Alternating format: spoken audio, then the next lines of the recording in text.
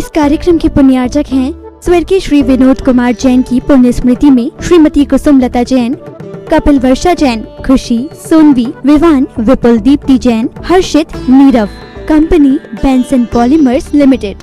श्रीमती नीलू, संजीव जैन नेताजी, समन्वय जैन, श्रीमती बीना जैन, अमित जैन, राहुल जैन, श्रीमती राशि जैन, शुभम जैन, आनंदपुरी, कानपुर।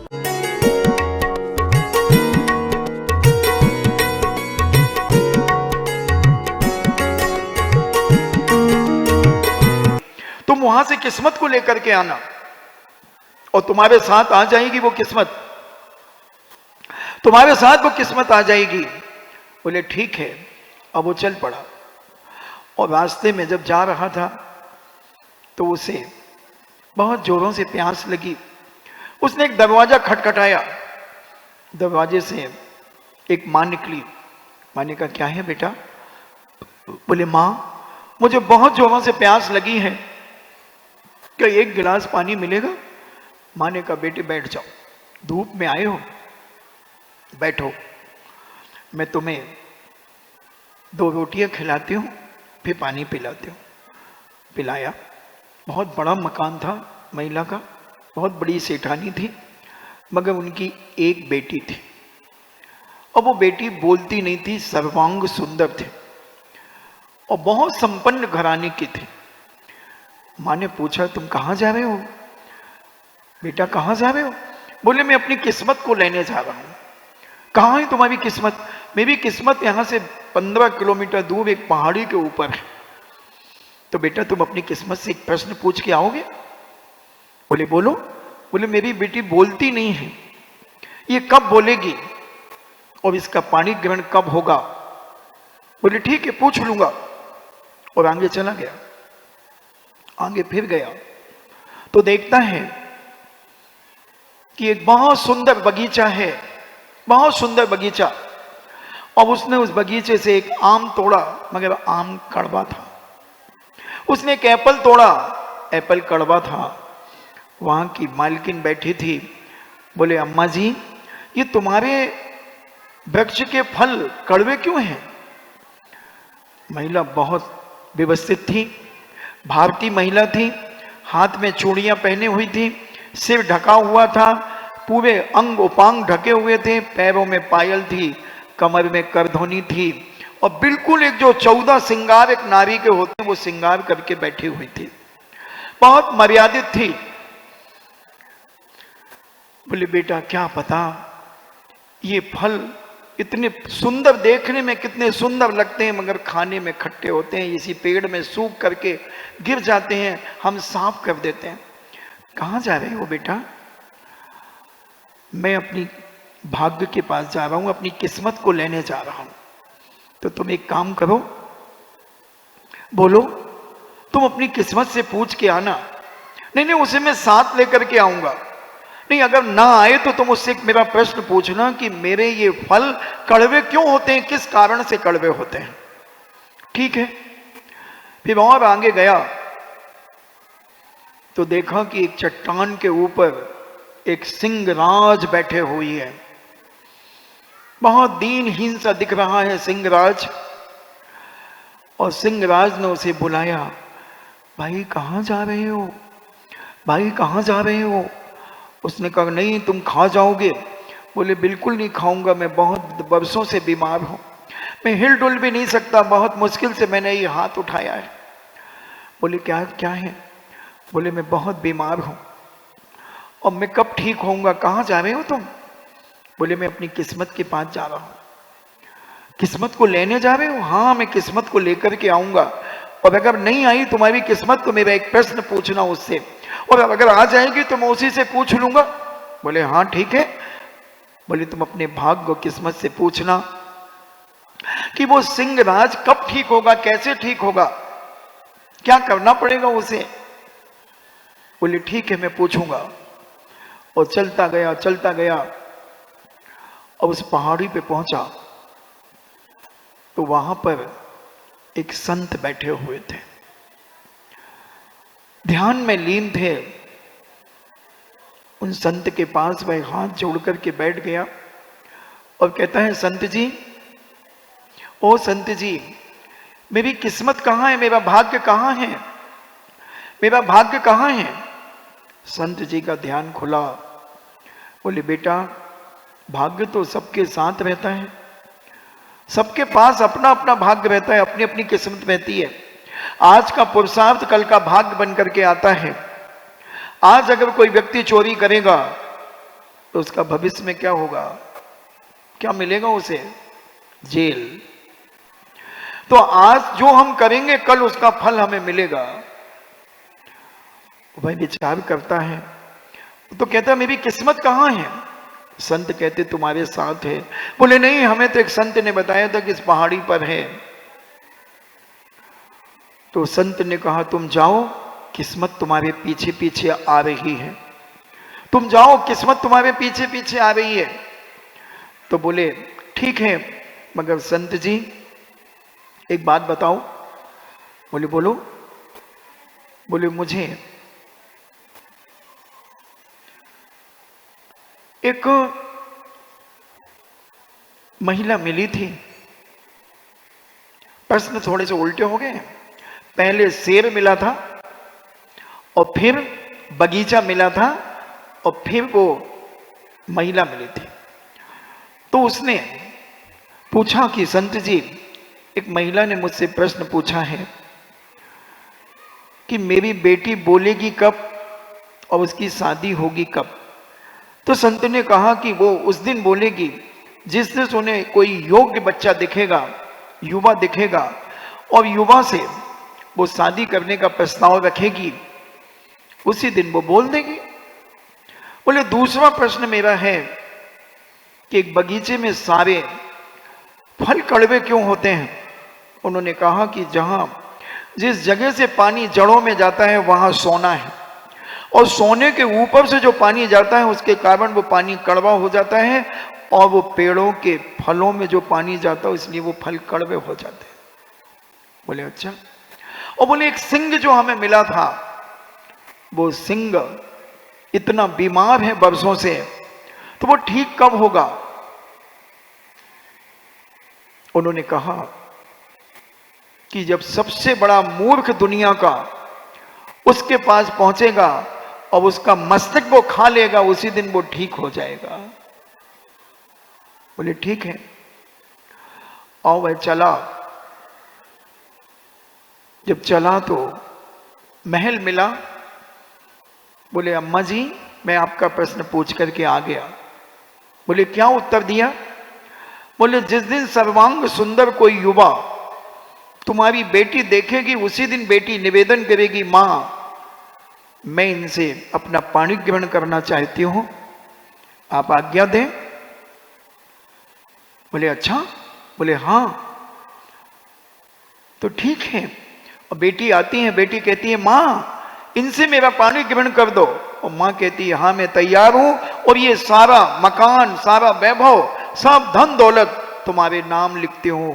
वो कहता नहीं नहीं, मेरी किस्मत अभी पीछे आ रही है, मेरी किस्मत पीछे आ रही है, मुझे कुछ नहीं चाहिए, मुझे शादी भी नहीं करना, मुझे किसी का वैभव नहीं चाहिए, मेरी किस्मत पीछे आ रही है। दूसरे नंबर पर वह बगीचा मिलता है। वो बहन जी माँ पूछती हैं बेटा मेरे बारे में प्रश्न पूछा था। बोले हाँ पूछा था। बोले क्या बताया। बोले उन्होंने बताया कि तुम्हारी पेड़ों की जड़ों में बहुत सोना ही सोना है, बहुत सोना है, और तुम उस सोने को निकाल करके वहां सफाई कर दो, और फिर जो पानी आएगा तो तुम्हारे सारे फल बहुत मीठे होंगे, बहुत सुंदर होंगे, बहुत अच्छे होंगे, स्वादिष्ट होंगे। तो चलो अपन दोनों मिलकर के ये सोना निकाल लेते हैं, आधा सोना तुम ले लेना, आधा मैं ले लूंगा। वो कहता नहीं, मेरी किस्मत आ रही है पीछे, मेरा भाग्य आ रहा है पीछे, आप चिंता मत करो, मेरा भाग्य पीछे आ रहा है, बिल्कुल घबराने की बात नहीं है, आप ये करो, आपका काम जाने। सिंह ने पूछा भाई मेरा प्रश्न पूछ करके आए हो। बोले हाँ पूछ करके आया हूं। बोले क्या बताया उन्होंने। बोले उन्होंने बताया है कि तुम ठीक हो जाओगे जिस दिन सबसे बड़े मूर्ख और पुरुषार्थहीन व्यक्ति की खोपड़ी तुम जिस दिन खा लोगे, उस दिन तुम ठीक हो जाओगे, वो कहता है इससे बड़ा मूर्ख दुनिया में अब कौन मिलेगा। उसका पंजे से उसका सिर पकड़ा और तोड़ करके उसे खा गया। बोले तू ही सबसे बड़ा मूर्ख है, पुरुषार्थहीन है, तुझे अपने भाग्य के, अपने पुरुषार्थ के ऊपर विश्वास नहीं है, श्रद्धा नहीं है। ऐसे ही हम अपनी जिंदगी में कर रहे हैं। हम चाहते हैं कि हमें सब कुछ मिले, मगर हम पुरुषार्थ करना नहीं चाहते। खा गया उसे सेब, मर गया, और दाने दाने के लिए मोहताज होता हुआ मर गया। बंधु, ऐसे बहुत सारे दुनिया में पुरुषार्थहीन व्यक्ति हैं जो कुछ करना नहीं चाहते और पाना चाहते हैं सब कुछ, सब कुछ पाना चाहते। जैनाचार्य कहते नहीं, पुरुषार्थ करो, अपने जीवन में विश्वास रखो एक पर, पुरुषार्थ करते चले जाओ, तुम एक ना एक दिन सफल होगे। आस्था को मजबूत करो। तुम सोचते हो केवल पढ़ने पढ़ने से हम सब कुछ पा जाएंगे? असंभव, असंभव, असंभव। महाराज जी 18-18 घंटे पढ़ते हैं, बहुत मेहनत करते हैं, कुछ नहीं होने वाला।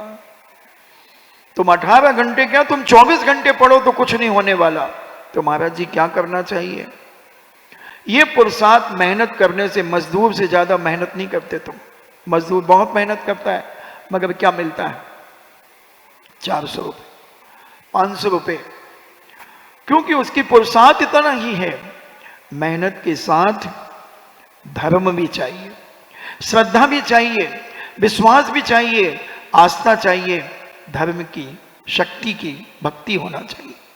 हम कितनी भक्ति करते हैं, आज के 90% बच्चे मंदिर भी नहीं जाते। टाइम ही नहीं उनको मंदिर जाने का। क्यों नहीं जाते? महाराज जी स्कूल जाते हैं ना, कोचिंग जाते हैं, टाइम ही नहीं मिलता। मोबाइल कितने घंटे चलाते हो? चैटिंग कितने घंटे करते हो? इंस्टाग्राम कितने घंटे देखते हो? कार्टून कितने घंटे देखते हो? और क्या आता है मोबाइल में? और वो गंदी गंदी फिल्में कितने घंटे देखते हो? पाप की चीजें कितने देर देखते हो? और धर्म कितना करते हो?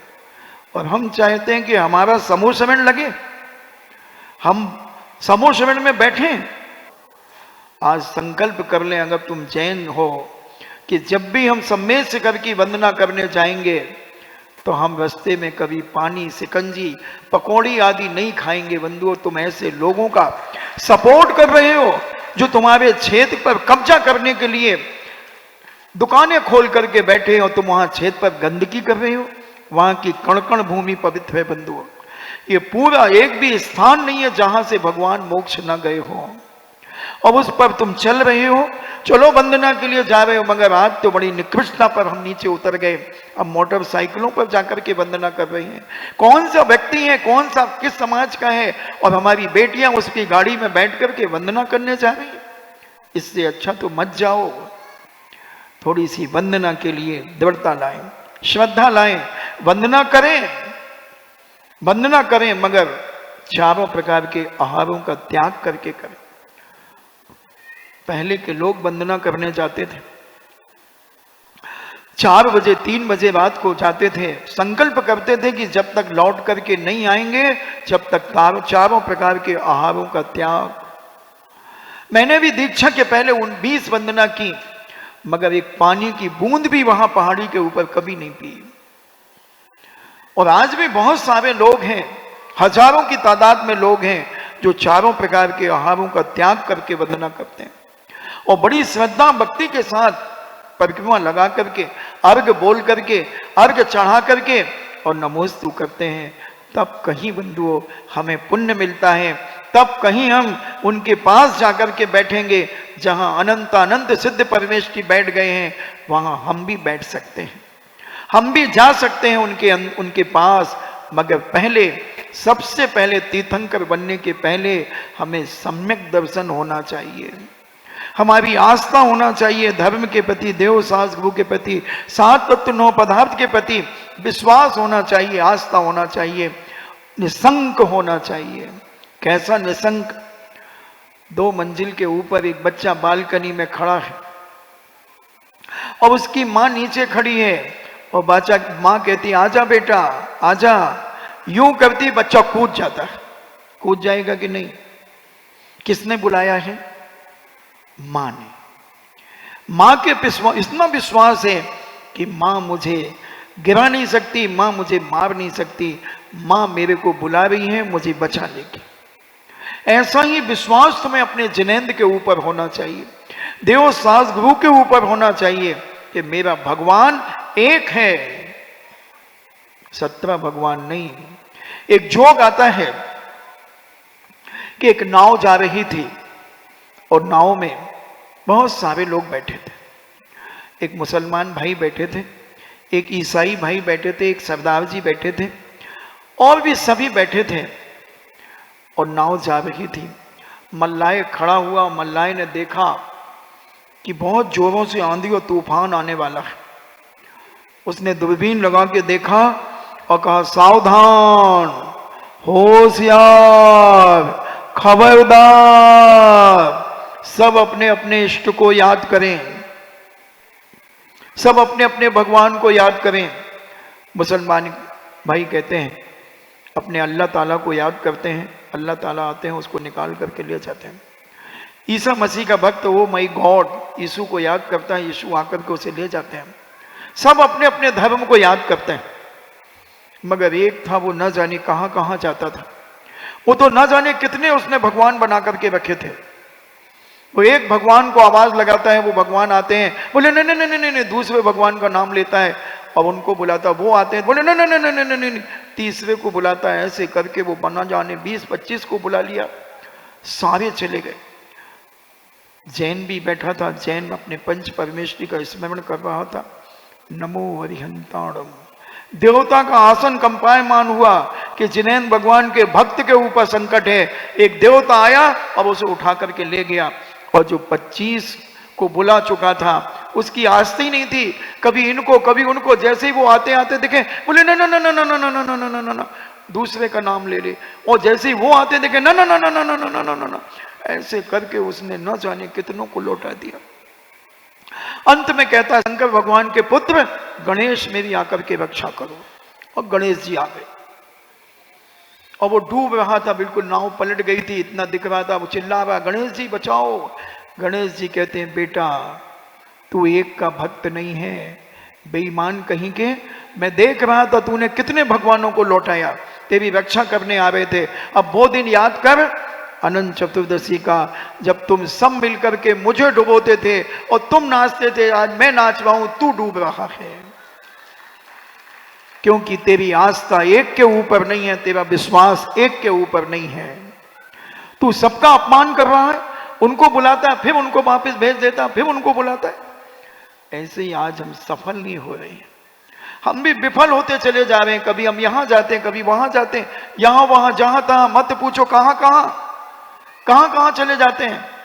हम गाड़ी पे चल रहे, हमें कुछ भी दिख गया, पिपिप पिपिप, अरे क्या है पिपिप, किसको सलामी दे दी तूने, किसे नमस्कार कर लिया, क्या दिख गया तुझे, कुछ भी दिख गया पिपिप। मैं नहीं समझता था। एक बार हम बिहार कर रहे थे और कहीं झंडे लगे होंगे, 2-3 झंडे, और लोग आ रहे थे वहां से, उन्होंने पिपिप पिपिप।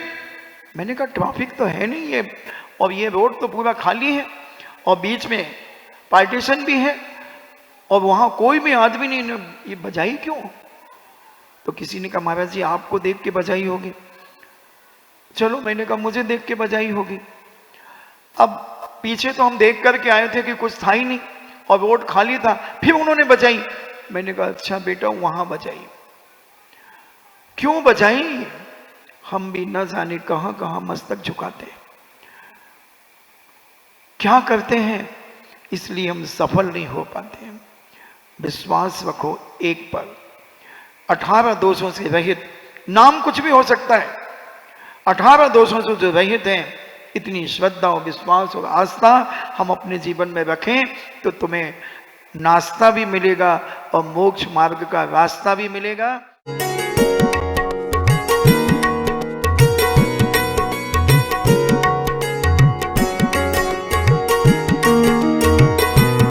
इस कार्यक्रम के पुण्यार्चक थे स्वर्गीय श्री विनोद कुमार जैन की पुण्य स्मृति में Shrimati Kusumlata Jain, Kapil Varsha Jain, Khushi, Sonvi, Vivaan, Vipul Deepti Jain, Harshit, Neerav. Company Benson polymers limited. Shrimati Neelu Sanjeev Jain Netaji, Samanvay Jain, Shrimati बीना जैन, अमित जैन, राहुल जैन, श्रीमती राशि जैन, शुभम जैन, आनंदपुरी, कानपुर।